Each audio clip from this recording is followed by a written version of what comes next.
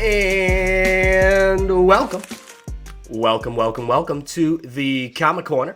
My name is Damon. We have the three of us here today. With me is my good friend from South Africa, AF. How you doing? I'm good, man. I, I was just thinking about it earlier. I'm like, okay, you guys are doing this weekly.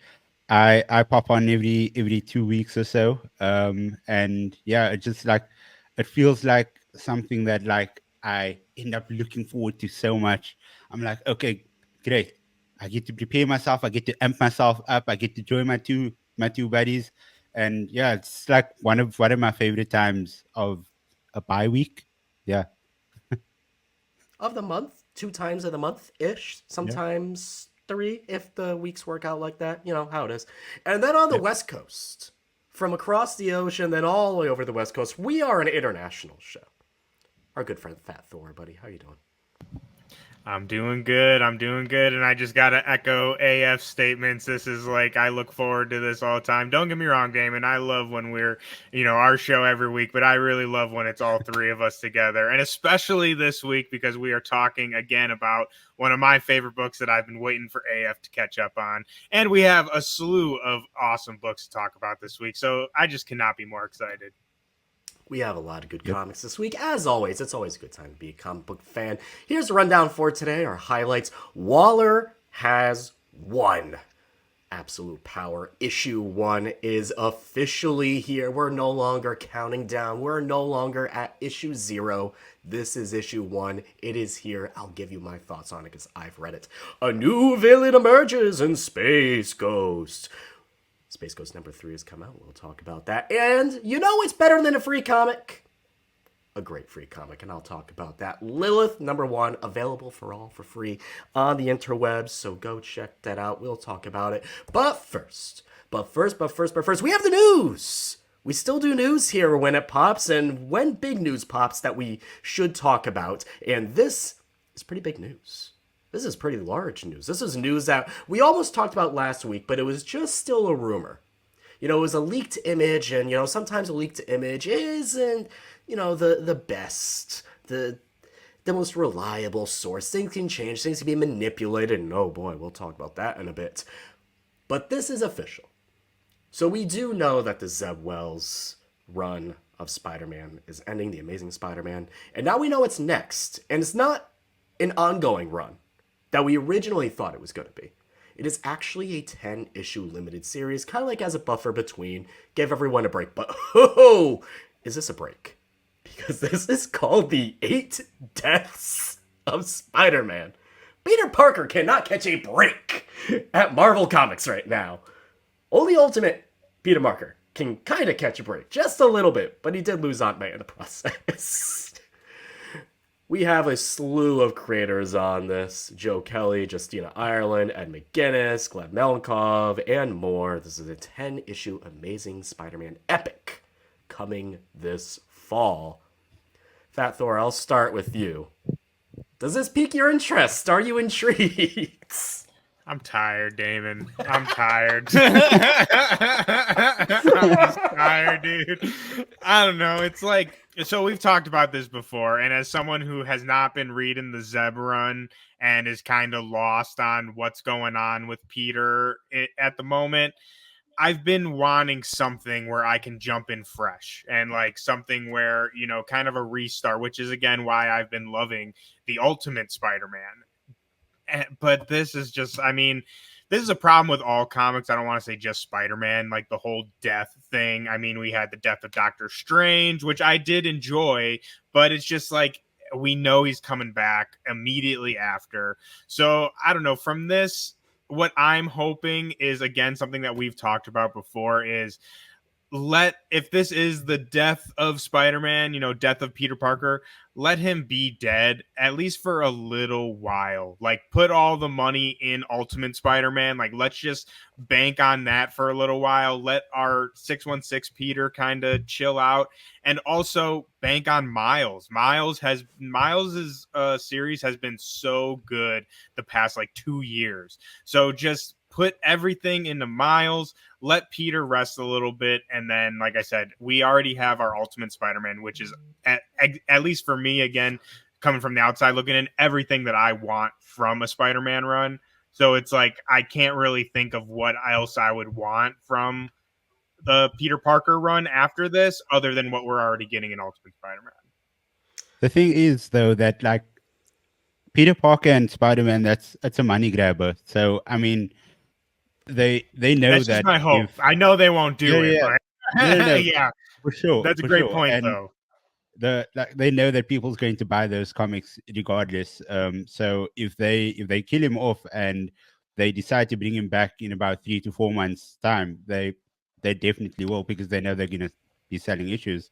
And it's always the comics when somebody is brought back to life, if somebody is resurrected, those comics always sell really well as well, because everybody wants to see the direction that they take Mhm. going into it. So I totally echo your sentiment, though. Like, let the dude chill. Just like give the other characters the spotlight, and give the other takes a spotlight, and let let the mainstream Peter just chill out for about a year or so. Especially now, we have so many spider people. Like, I mean, Yeah. even again, I haven't been in like the spider world, but like when I was a kid, it was just Peter Parker, and then Miles came along a little bit. Now, like with like the Spider Verse movies and stuff, how popular there are just like so many spider people to explore, and we have some great Spider Verse comics going on. But yeah, so it's like we have a plethora of spider people to choose from. Let Peter just, like you said, chill out a little bit. I was gonna say this. Here's a thought. Let's just put this out there.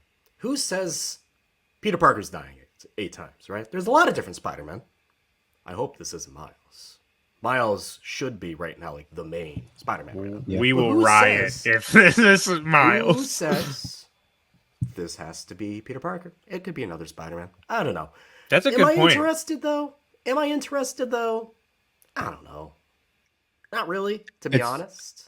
I'm not. it's just it's just gonna be 8 different ways to kill Ben Riley. Oh, TJ, jeez. if you're listening Orgasm. to this, I'm very sorry, but that's what it is. Hey, to be fair, he's Chasm now. He's not Spider-Man anymore. He's Chasm. Totally different character. Tomato, tomato, right? Ay, ay, ay. So there we go. Spider-Man. If this is Peter Parker, poor guy just can't catch a break.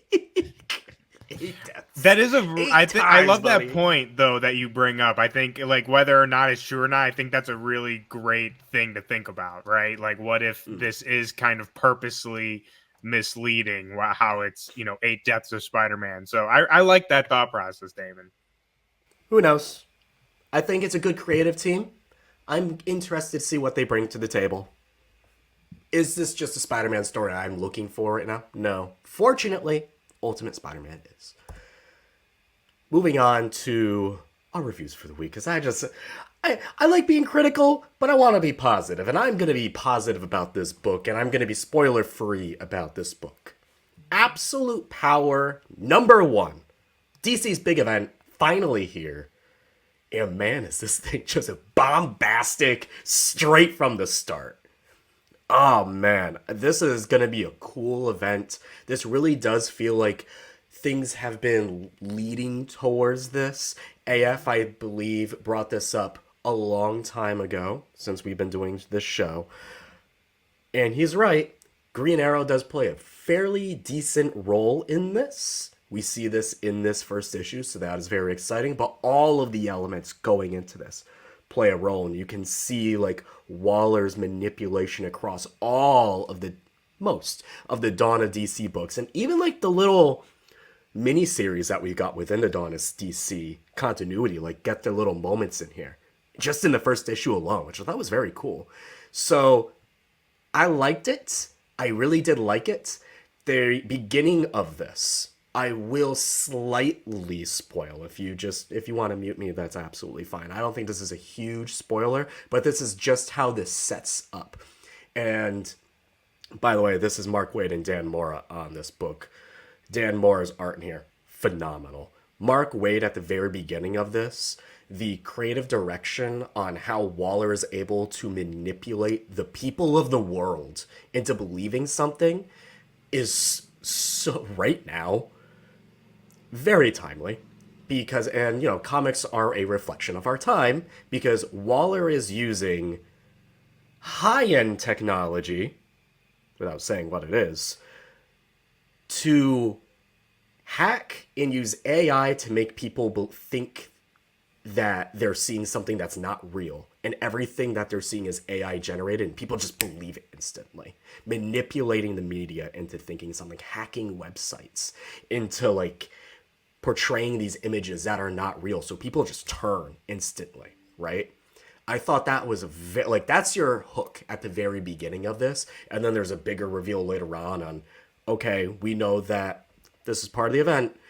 Absolute power, all our characters are losing their powers. How do we do that? That's the big hook. That's like the big reveal later on. I was like, okay, that's what we were going with this, and I thought that was a very interesting, very cool twist. I thought this was just a great first issue.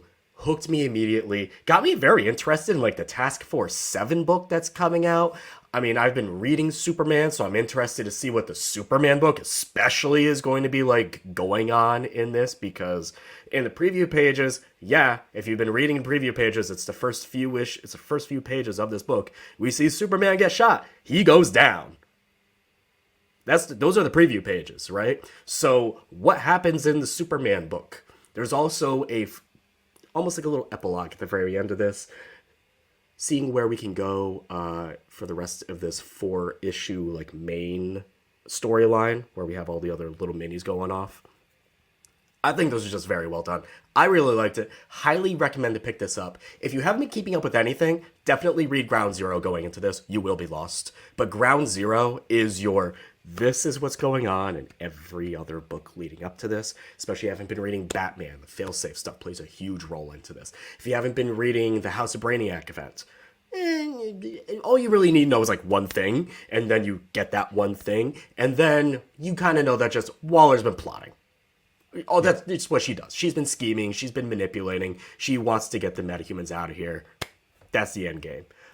Really like this. I can't wait for you guys to read this, especially you, Fat Thor, you too, and when you get to Ground Zero and you pick it up and you read it, to see if you can kind of jump into it after that first issue. I think you can, but guys, just bombastic first issue. Very good. Hooked you right in. Yeah, so I think it was a TikTok that I saw, and this dude described it as the dawn of DC being he likened it very much to the MCU with all of these breadcrumbs being like laid out as we go along, and then absolute power being this sort of like Infinity War Endgame type of event where things just come together, because that's essentially what it's been. Amanda Waller's been laying down all of these things over all these different books: Superman, Green Lantern, Green Arrow, Titans, and Wonder Woman too. now She's been playing in the Factor. Flash as well. She, which I'm going to get to in a bit as well. She's just been like laying all these things out, and then it all comes together in absolute power.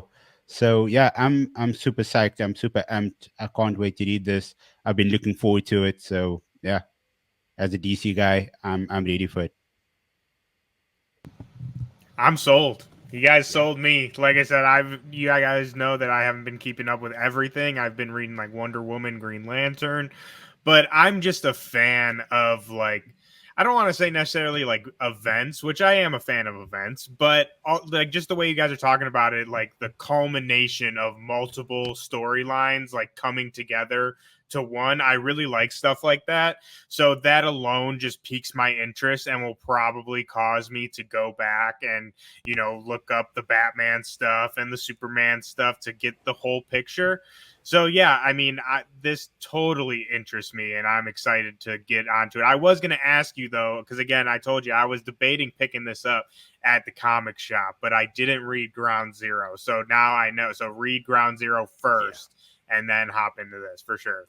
Yeah, especially if you have not been keeping up with any to all of like the Dawn of DC stuff. Like I haven't been reading the Batman stuff with Failsafe, but I know what's been going on there by Mm-hmm. listening to other people, by reading whatever people have had to say about it, by talking to other people in my comic shop, and just kind of like keeping up with it on the side. But it's a good little kind of like, you know, notes, bullet Mm-hmm. points on everything that's been going on that Ground Zero book is. So, highly recommend this. Very good start to the event. We're gonna go back a little bit though. We're just gonna go back to when things were just a little happier, you know. Right? AF gets books a little bit later than we do here in the States, so we're gonna go back an issue on the Flash. Just reel it in a bit. Flash number 9. AF, how's this book been? I know you were kind of like a little iffy on it at one point, but did Yeah. this issue bring you back? Yeah. So not necessarily this issue. I think s- issue 8 is the one that started bringing things or reeling me back in, and then the annual as well. That was actually really really good. It was a nice and chunky issue. But yeah, it's starting to find its footing. I think the presence of Amanda Waller is um, pulling things together.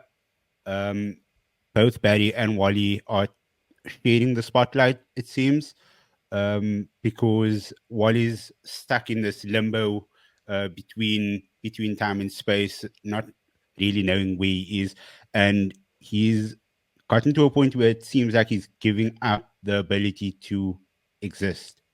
So he's forgetting everybody. He doesn't really remember who he is, what he does. He doesn't remember his wife. But then slowly, as issue 9 goes on, he he starts remembering these things. He goes into this area that's called the gallery. It's in a time point, and it's basically statues of everybody that's currently existing, and people that he knows, and everybody that he looks at, every statue he looks at, is all turning away from him. And the moment a statue turns away from him, that means he's forgotten that person already. But there's one person, that statue faces him and refuses to turn around, and that is Dick Grayson, Nightwing. And I mean, that literally emphasizes the fact that this is probably the greatest bromance in DC Comics history. Wally West is married to Linda Park. I mean, they are in love. They love each other so much. They have kids together. But Dick and Wally, they grew up together. They were in the Teen Titans. They've been sidekicks since forever. They've literally gone to war and back together. It's something you can't just create something like that instantaneously.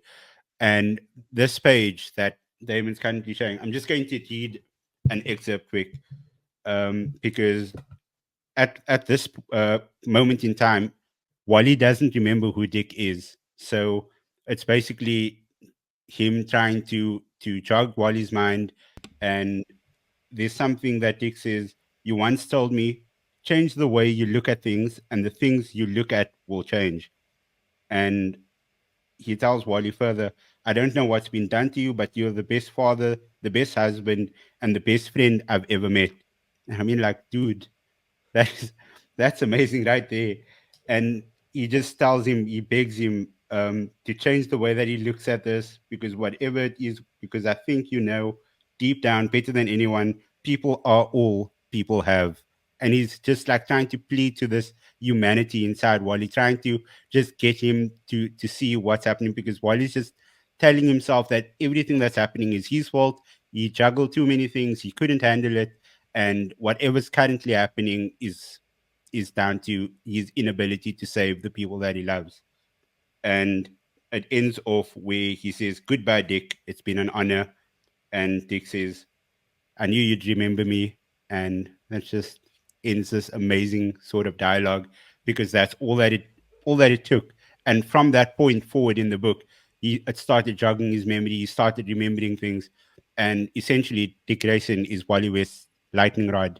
That's his anchor. That's the person that grounds him. And I think that was poetry. I loved it. Man. I mean, look, I think that was really well written for Dick Grayson because that's just, the type of person that Dick Grayson is, the type of person Dick Grayson has become, right? Yeah. He's not that brooding teenager anymore. He's really become that embodiment of what I love about him, which is like that embodiment of the best of Batman and Superman. And there was a lot of Clark Kent there in that sentence, right? Like in that whole Yeah. exchange. That's Dick Grayson that I love, and it makes me happy that, not just in the main Nightwing book that we're able to see like an exchange like that between Wally and Dick, but also in the Flash book as well. So Cy Spurrier, who wrote that, like did a very good job Yep. capturing, that that friendship between those two, that relationship between those two. That makes me very happy as a Nightwing fan. Yeah, and then like further on from that, just the fact that everything starts culminating in the sense from a Waller point of view. Iris West is going on the radio and basically just advocating for all superheroes, and Amanda Waller is trying to just extinguish that fire that Iris is trying to light.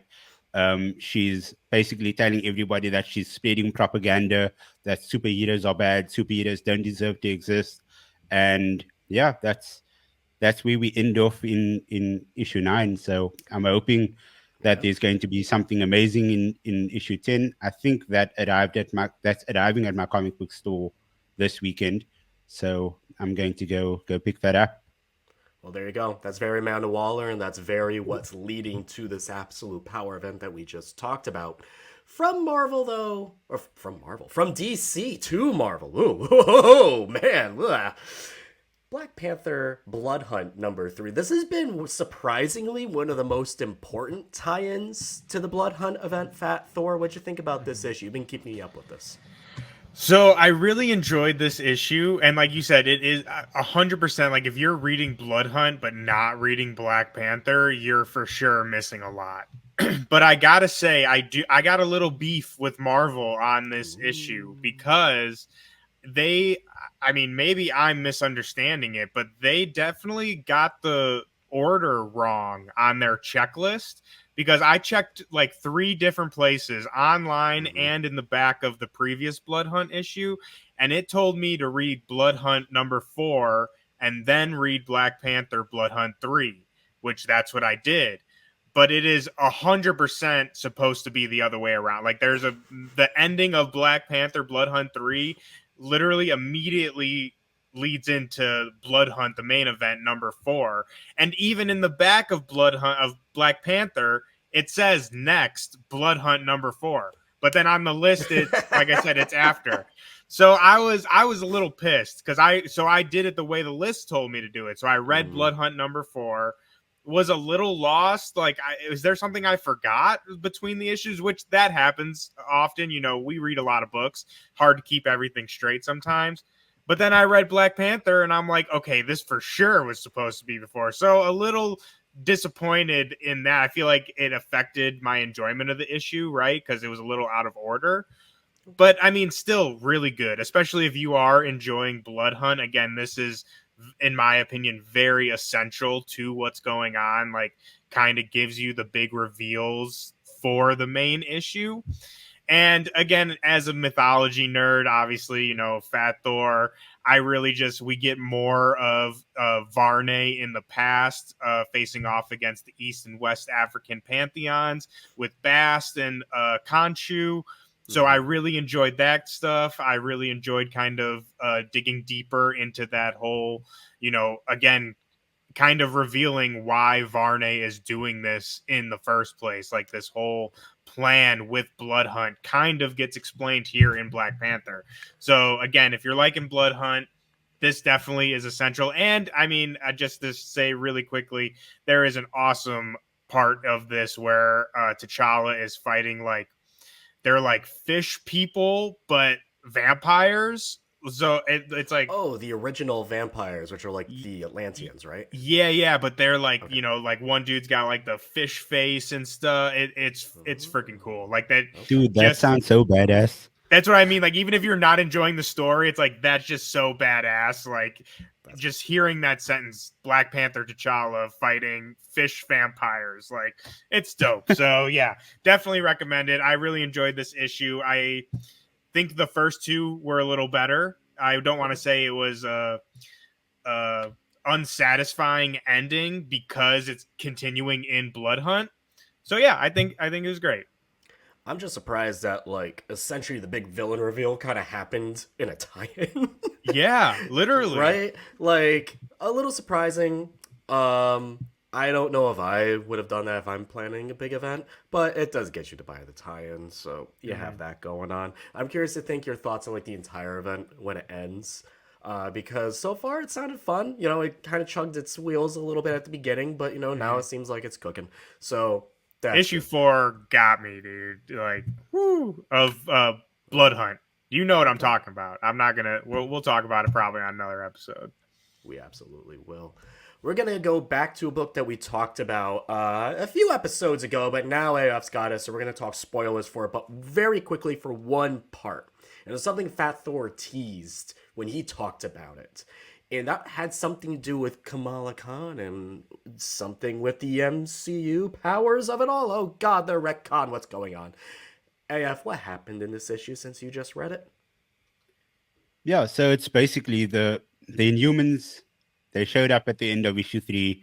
Um, we didn't really know what the purpose of that was, but we knew that Kamala was struggling with her powers and just with her well-being in general.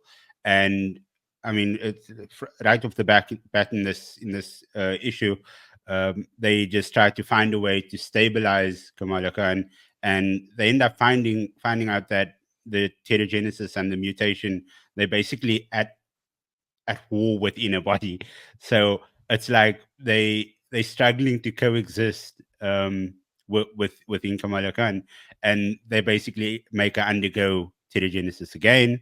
And I mean, if we're speaking about MCU, there's been so many, like the MCU synergy was so apparent in this issue, because the light power, the mention of the word jinn, it's just like, even though like Red Dagger just said it like as a humor device for a cell phone going off, but I mean the fact that they mentioned Jin when the whole Miss Marvel series like revolved around the Jins and stuff like that.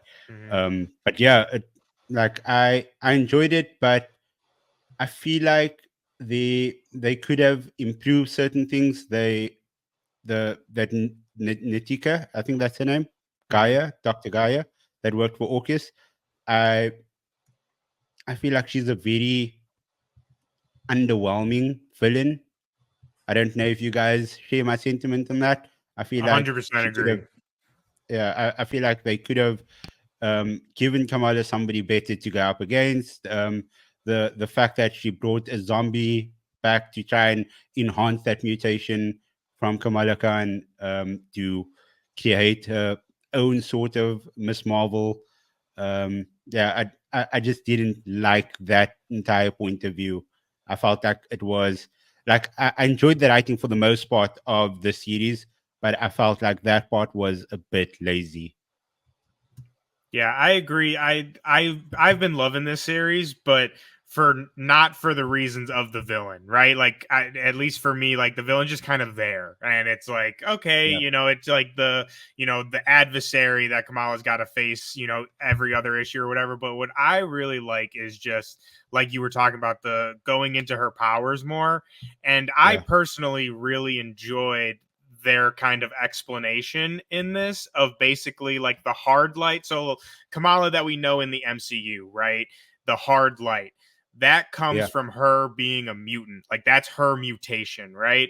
So Kamala in our MCU is just a mutant. Like, she hasn't, met the Inhumans or anything. So that's why she doesn't have Embiggen. And all of her other powers come from the Terrigen Mist, which, like AF said, they're like kind of at war, which is why her powers are going wonky. So I just thought that was really creative and a smart way to bring in some of the MCU stuff, but also not have it undo what we already know of Kamala and like how her powers work. I thought that was really smart, and I think at least, again, obviously this is just my opinion, but some people make the MCU synergy stuff a little bit more than it needs to be. In my opinion, it's just, the movies are huge, right? And it's not as much as we would like, but there are people who go and read these comics because of the movies, right?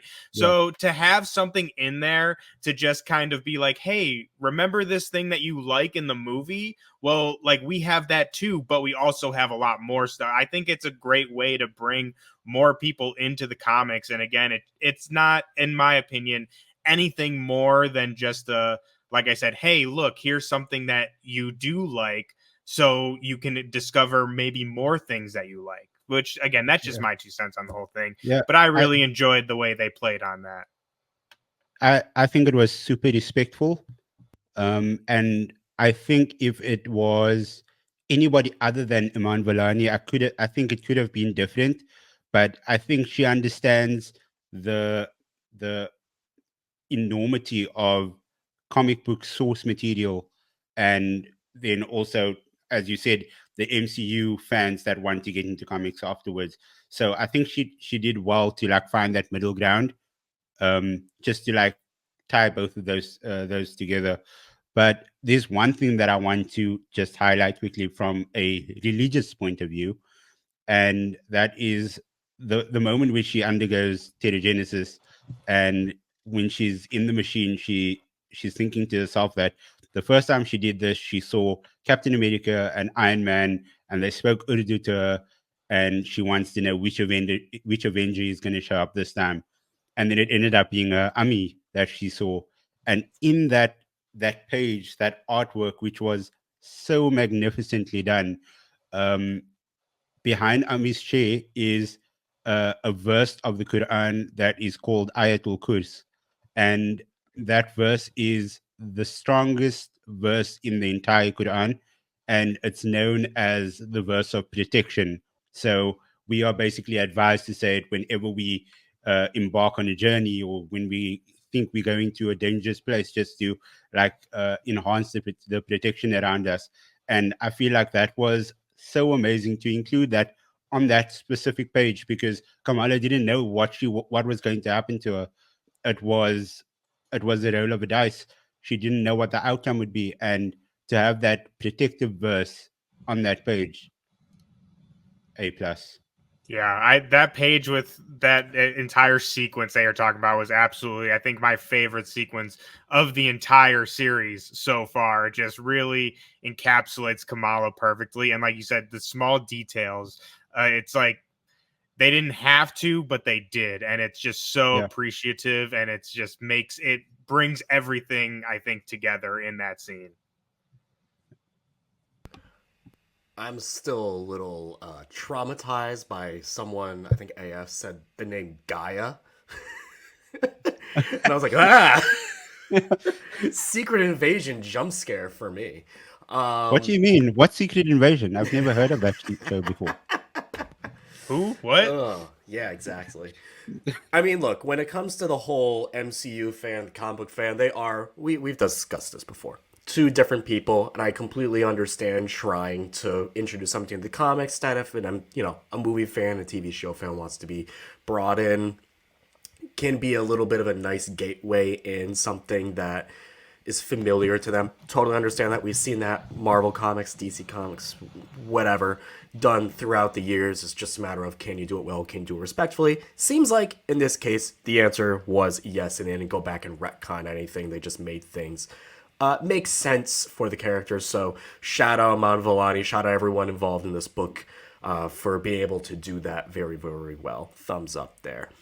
We're moving on to our little indie section. We're starting with Dynamite, which is hilarious. I didn't even realize, it kind of hit me that Dynamite's the one doing Space Ghost. Space Ghost number 3 from David Pepos. Fat Thor, you gave us this book. I enjoyed this. I thought this was a lot of fun. The art in here is phenomenal. It's just very, as someone who, it's kind of funny because I don't even know why I'm saying this because I don't have like any prior experience with Space Ghost, but it just felt like Space Ghost in a way that it's just like, yeah, this just feels like something that this character, this vibe would bring to me, right? I really enjoyed this. You've been reading this since it came out. What was your thoughts on this book? I loved it. Like you said, I've been loving this series since it started. Space Ghost for me, I'm before this series started, it wasn't something I was super familiar with, but it was one of those like secret memories in my brain that like I didn't know I had, and like I see the character, I'm like, I know this from somewhere. So like I was aware of it. But I really have been loving this series. One of the things I love about it most is something that we have talked about before on this show as it regards to Scarlet Witch and even in Doctor Strange, two of our other favorite books that we've been reading, is it's very kind of villain of the week, and each issue kind of gives us this new and different space adventure featuring our main characters. And then this third issue kind of starts that overarching arc that is going to be going through the series, right? Like the first two issues is very much, you know, who are these people? Who is Space Ghost? Who is Jason Jan? What's up with this monkey, right? But now we've established all that, and we get our first villain of the series, which is Widow, which again, I'm not super knowledgeable of the history of Space Ghost, but that is one of the classic villains from the old TV show. And again, we're starting to get onto our kind of main plot that go again, like, you know, going with Scarlet Witch, the kind of main plot that goes on in the background as we go on these different adventures. So I thought it was great. Pepos has been doing a phenomenal job, I think, with, like we were just talking about, paying homage and respect to the history and the lore that came before, but also adding to it and making it feel new and fresh. And thing I love about it is he shows like these characters, right? Again, we're learning who they are, this new version of them. And he plays, at least in my opinion, by the rules of like show, don't tell. And we learn about these characters' personalities through their actions and like what they're doing, and not as opposed to just being like, oh yeah, you know, Jan is very smart, and you know, Jace is kind of a loose cannon. You know, it's like we see them do things that represent those personality traits as opposed to just, you know, dialogue doing it for them. So I really enjoyed that about it as well. So I mean, again, I can't, you know, say anything more great about this series. And also the lettering, I will say one last thing about it. Lettering is fantastic in this series. AF, were you able to read this? I did not. I did not get around to doing that. Yep. That's fine. I've been enjoying this book. I was able to catch up on the last two issues going into this one. I did read the first one. And before we move on to our next book, shout out BoomTube Comics, my local comic shop. Because if you want an exclusive variant of Space Ghost #1, they have it. And they were also just voted the best comic shop in Connecticut by CT Magazine, I believe. So if you want just like an exclusive cover by a local artist as well, Oh, no way. YouTube, That's awesome. go pick it up. Go pick it up. A book I have been loving. I have been absolutely adoring this book. But this is kind of funny. I'm talking about Public Domain #6 from Chip Zdarsky, which I read. I had to check this literally a year ago. Because this is actually a digital book Chip has been putting out through his Substack that eventually does make its way to physical print for those who, you know, aren't subscribed. And this issue came out, and I was like, oh man, I can finally talk about this, because I was waiting for this to come out in print. It's been so long since one of his public domain books came out. And if you don't know what public domain is, let me sell you on this. This is a very meta commentary by Chip Zdarsky on the comic book industry. From all the way down from the comics themselves to especially the movies and the studios and the corporate heads, and what happens to the original artists who create these characters and how they're essentially treated like absolute garbage. Straight trash. There is a lot of nods in throughout this series. There is a literal Stan Lee knockoff type character. There's essentially a Steve Ditko knockoff type character. And yes, this is very much like a very meta commentary on the comic book industry, but it's not just jabbing at it. There's actually like a story here as well, which I love. And there's like a family drama dynamic between between a father and his two sons, and how one son was like a writer, a journalist, and his dad was kind of like the artist creator behind like their version of like Superman, Captain America, whatever you want to say. And they eventually, throughout that first run, which is issues 1 through 5, end up coming together and creating their own little, comic publishing studio. The three of them, the father and two sons. One of the sons was just kind of like, did his own thing, troublemaker, but he was like a tattoo artist. Hey, artist, you need an artist? Boom, bang, there you go. We got onto that. I've really just been enjoying this entire run so far. I'm like way ahead because I get the digital stuff. I'm like way ahead of the publish physical stuff, but it's just so good. This issue particularly, I literally had to go back and be like, what happened in this issue? And in this issue, we're introduced like again, very meta.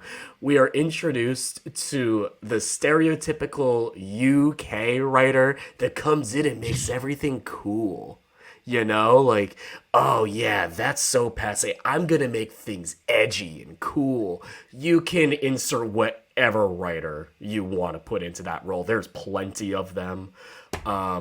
We're introduced to that character. I just thought that was hilarious. And also, there is an ongoing now story on the evolution of characters and the evolution of teams, and how like the son, one of the sons essentially wants to make, hey, there's one domain, how about we make 3 domains, and one of them's non-binary, and then there's like, we can't do that, and like heads clash and all that stuff. And there's a big commentary on that as well. Chip is not afraid to go to places at all through anything in this book and throughout any of his books in general. If you've read Sex Criminals, you absolutely know that. I love this book. If you haven't been reading it, if you're just a fan of comics, this is just a must-read book. I love this. I don't know what more, like, I'm probably, you're going to say, I'm sold, because you should be. This is a book everybody should be reading. I love this book so much. Yeah, you've piqued my interest with this one. I don't know if my local comic book store would end up getting it in, but I'm going to inquire about it anyways. There are trade. The trade first volume is out, if they can order it. Okay, that's great. So is it an ongoing, or is there an end in sight? So it is an ongoing, and next week there's actually going to be, and I haven't read this yet because this is a brand new thing, which is very exciting. So they're actually making a physical book about the comic that they're making, called The Domain, which is the book that like the dad and the two sons are making together. They're actually like, Chip is actually making that comic book and putting it out. So I'm looking forward to that as well. But yes, as of right now, it is still an ongoing. I believe there's probably like an ending in sight because Chip is able to tell a complete story. But yeah, no, the first volume's out if you're looking for it for the trade. Yeah, no, I'm sold on this. And like, the thing is, I like something that steps out of the norm, and it seems like this is that sort of genre. So yeah, I'm there. When you said about a UK writer, my mind went immediately to Kieran Gillen, because that's the type of writer that he is. Just like does something wild, does something cool. I was going to ask you, Damon, does this character have a beard? Yes. Okay. That answers my question. But yeah, I've been meaning to catch up on this one because I'm just a big fan of Chip as it is. I mean, his Daredevil was absolutely incredible. We have been singing the praises of Avengers Twilight, which just came to an end, which is absolutely amazing. And I don't know, I'm just like a fan of Chip as a guy. Like, everything I've seen of him, he is just like super cool. He's super funny. And so I've been aware of this for a long time, and something I've been meaning to catch up on just because I'm a fan of him in general. So yeah, I'm super excited to eventually, like you said, there's a trade available, so I'll probably definitely pick that up and really get into that. And to echo AF2, I'm also just a big fan of unique and kind of weird story, not necessarily weird, but like you said, just out of the norm storytelling, meta kind of storytelling. I like that kind of Yeah. stuff. So this definitely ticks all the boxes for me. Yeah, we've had Chip on the show before. We've had him for an interview. He is a hilarious person.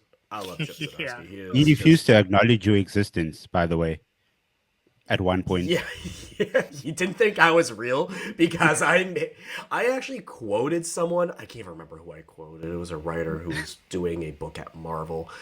But I was trying to quote him because I was like, oh, what an interesting concept on how to describe writing for like one of the big two. And he described it as like building a sandcastle on the beach, and you build it and you plant your little flag on there, and eventually, you leave and the wave will brush it over. And, your sandcastle's gone, but hey, maybe somebody will pick up that flag that you put in and put it in their sandcastle. I was like, oh, what a like neat little way to describe it. Chip thought that was like the dumbest, stupidest, most ridiculous analogy to writing for the big two. And he's just like, no, this person is not real. Like, this Damon person is not. That was an interview with our editor-in-chief, TJ Zwarich, by the way. That is hilarious. Like, literally, like, maybe a couple weeks later, and to prove my existence. But Chip's a great person. Highly recommend if you have any chance to go say hi to him at any con. He has a very long line. But definitely do it. I love his books. I love all his books. Go read this. Go read Public Domain. Please do. Just do it. You'll love it. You'll love it. You know what's better than a free book, though? You know what's better than a free book? We're moving on to the next book. A great free book. I've said this before, and I'll say it again. There's nothing better than a great free comic book. And Vault has given us another, because what they've been doing is they're like hyping up some of their series that they're putting out. So they are doing many different models when they're releasing comics. You can order every issue at your local comic shop. You can absolutely do that. I suggest that if you would like, physical issues of the copies. You could also go to like their backer kit, which is almost like a Kickstarter-esque type of campaign.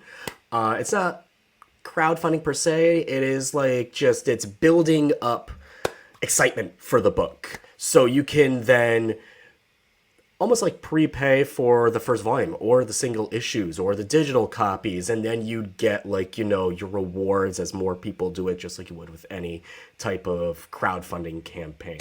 And one of the things that they do is if they get enough backings behind it, if they get enough push behind it, they'll put out that first issue for free. This is Corin Howell's Lilith. Woo! Man, when this was announced, I was excited because I was like, all right, first of all, look at this art. This is some very fun, very nice, very spicy art. Very good looking art. This follows Lilith. I mean, everyone knows who Lilith is. She's essentially been banished to the human world for a while. She feeds off of humans, and this is how she's been living her life, and she's trying to get back to her world. And that's what this book is. It is gory. It is very well drawn. And it is very funny also, which I was really happy about. There's some really good humor in here. Corin Howell did an excellent job with this first issue. Brought me into the world that she was building. Brought me into, like, everything that was going on here. I'm in. If you, again, like I mentioned before, if you want to go pick this up at your local comic shop, absolutely do. If you are seeking alternative methods to get this book, those are available as well. I do like that there's like many different ways to go get this book. So I was just gonna say, yeah. Oh, sorry. Go ahead. No, I was gonna say. So when we get done from recording, please go read this first issue. I think you'll like it. Definitely go read it. And I just want to say too, shout out to Vault. I really just love any publisher that makes reading comics easier. And I'm sure that you can relate to this more than anybody, but we're in the States, we're very spoiled. I mean, it depends on, you know, where you live, but we have a lot of comic shops here, and it's not like that in a lot of other places. So any Yeah. time that a publisher makes something easy, more accessible to more people, I just always really love that. And like I said, AF, I'm sure you can relate to that. My co-host over on Sons of Mjolnir lives in Ireland. It's like it really hard for him to get books over there. So again, I just think that's super important, and I wish more publishers would do things like that. So I just wanted to highlight that really quickly. Yeah, for sure. In terms of Vault Comics, we are very fortunate here in South Africa to get Vault as well. Hey. They make a very good effort to try and get these like indie comics houses to get their books out over here. It doesn't arrive as often as the big two, and uh, even Image. We don't really get many Image comics over here. But yeah, it was, I think, since the midpoint of last year where we started getting Vault books in. They arrive every like 4 months or so. But I mean, it's a start. So hopefully, the more people that buy it over here, the more evidence Vault has to start sending more books over. Vault's been putting out a lot of fun stuff. We've been talking about Deathstalker from Vault. That's been a lot of fun. We were actually really bummed to find out that it was only 3 issues because we've been really digging it. And it's like, oh, and it's over. But they are continuing it with Deathstalker versus Barbaric, which is going to be a lot of fun too. Barbaric issue 2 also just came out as well. Vault's just been putting out some good stuff, a lot of different types of stories for whatever you're looking for, so highly recommend checking them out. And our last book for the day, from Boom Studios.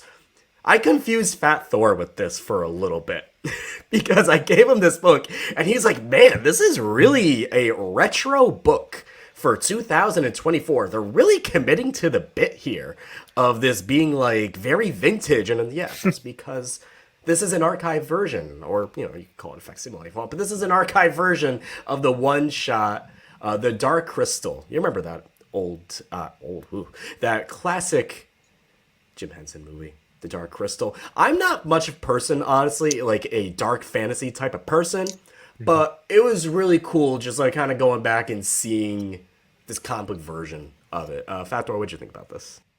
Like you said, at first I was a little confused, but once I figured out what was going on, I enjoyed it. Like, as opposed to you, I am a fan of dark fantasy. I'm actually in between all these comics. I'm reading Lord of the Rings right now, so this was like perfect for that.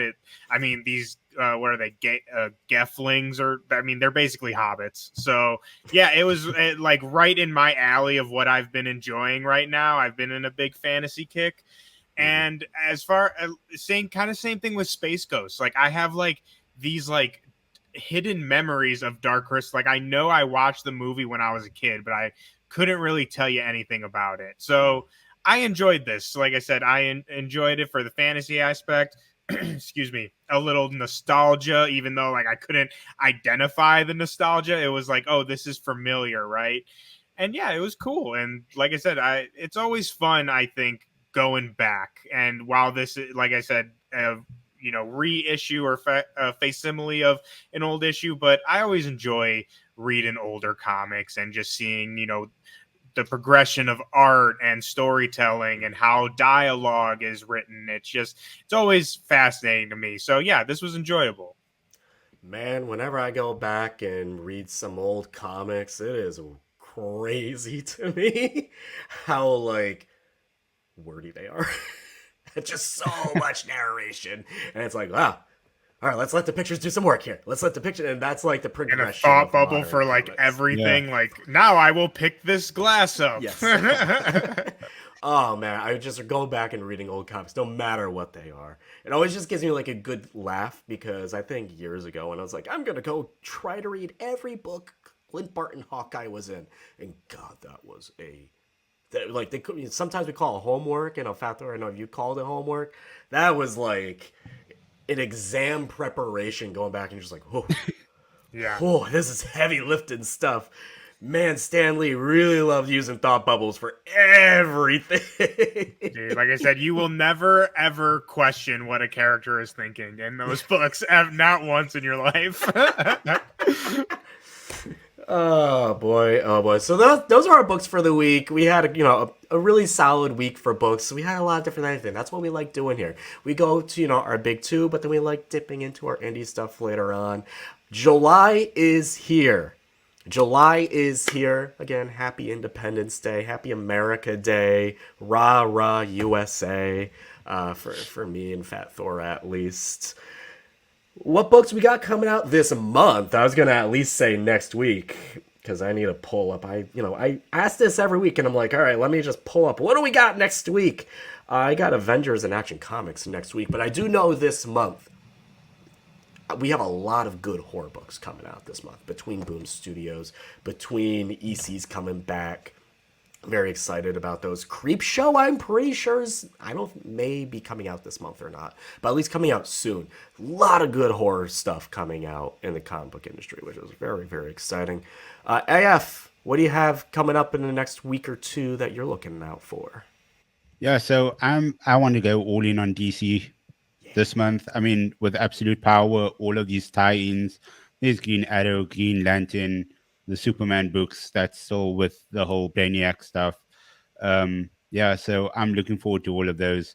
I think next week's book for Green Lantern, I think that's the one he comes back down to Earth, and apparently he lands back on Earth, and Amanda Waller is waiting for him to take him down. So I'm hyped, man. Like this event is going to be amazing. Fat Thor, what do you keep an eye out for this month? See, I'm on the opposite side of the spectrum. I'm all in on Blood Hunt, my dude. I'm loving the event, and like we talked about, it's like all those titles in Blood Hunt, Doctor Strange, Moon Knight. I'm just loving all those. And then of course, Immortal Thor. I mean, come on. Like one of the best books ever, right? But seriously, I mean, I'm loving Immortal Thor, obviously, and I don't know if we're getting an issue next week, but for sure we're getting one this month. So anything with Immortal Thor, I am absolutely all in on.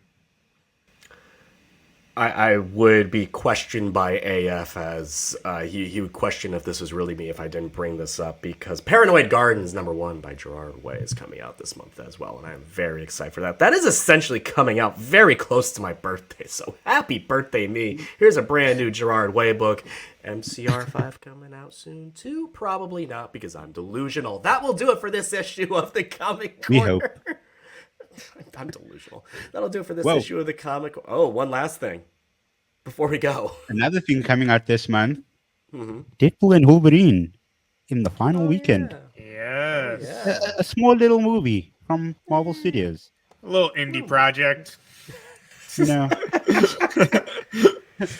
That'll actually do it for this issue of the Comic Corner. You can find us on all our socials. You know them by now. You can find us on the Comic Corner Pod Twitter.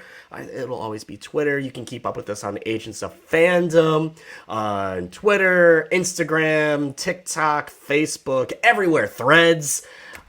Wherever you get your social media, Agents of Fandom is there.